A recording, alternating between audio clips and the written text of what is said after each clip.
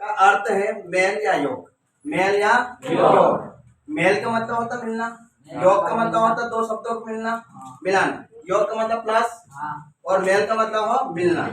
तो बेटा संधि का मतलब होता है मेल या योग। तो बेटा संधि का मतलब होता है योग या मेल या योग। आगे बेटा कि दो शब्दों का मेल हो, यानी यहाँ आप कह सकते हैं कि दो शब्दों के मेल से जो तीसरा शब्द उत्पन्न होता है उसे संधि कहते हैं। या दो शब्दों को योग करके जो तीसरा शब्द उत्पन्न होता है उसे क्या कहते हैं? संधि। आगे बढ़ा तो यहाँ पर दो शब्दों के पास पास के वर्णों के मिलने से जो परिवर्तन होता है उसे क्या कहते हैं? संधि।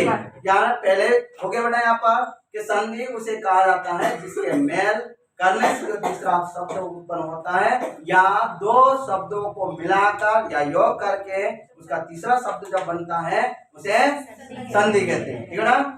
यानी दो शब्दों के मेल से जो तीसरा शब्द या जो तीसरा शब्द का विकार या परिवर्तन होता है उसे संधि कहते हैं। आगे बढ़ा संधि दो शब्दों के मेल या योग होता है, उसमें दो शब्दों के मेल से जो तीसरा शब्द परिवर्तन होता है उसे संधि कहते हैं। संधि के भेद तीन है। कितने भेद है बेटा? यहाँ पर संधि के तीन प्रकार के होते हैं, तीन भेद होते हैं।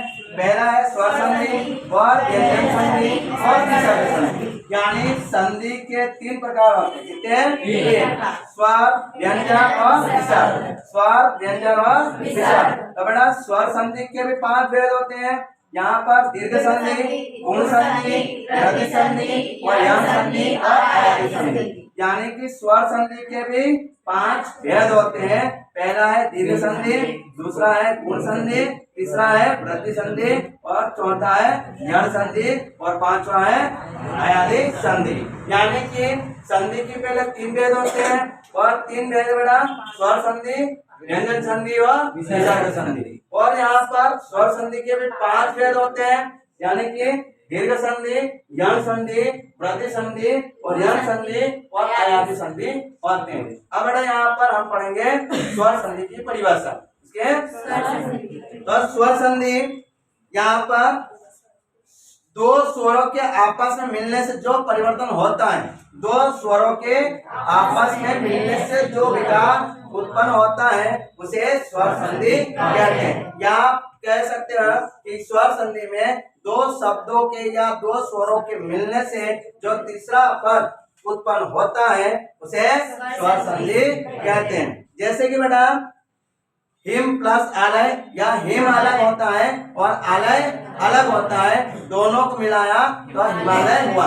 जैसे कि बेटा फिर विद्या प्लस अर्थी यानी अर्थी और अर्थी क्लास को कहा जाता है और विद्या यानी किसी ज्ञान को कहा जाता है या पढ़ाई को कहा जाता है। तो विद्या प्लस अर्थी यानी विद्यार्थी। यानी दो शब्दों के मेल से या योग से, यानी यहाँ पर हिम प्लस आ रहा है, कोई डैश नहीं आ रहा है, हिम प्लस आलय यानी हिमालय, यानी दोनों शब्दों का योग कर रहे हैं, प्लस कर रहे हैं। तो दो शब्दों के योग या मेल से जो तीसरा शब्द उत्पन्न होता है उसे स्वर संधि कहते हैं। और संधि में ना दो शब्दों के मेल से या दो शब्दों के मेल से जो तीसरा शब्द परिवर्तन हो रहा है, जो तीसरा शब्द उत्पन्न हो रहा है उसे स्वर संधि कहते हैं। और स्वर संधि यहाँ पर दो स्वरों के मेल से जो तीसरा पद परिवर्तन हो रहा है उसे स्वर संधि कहते हैं। जैसे हिम प्लस आलय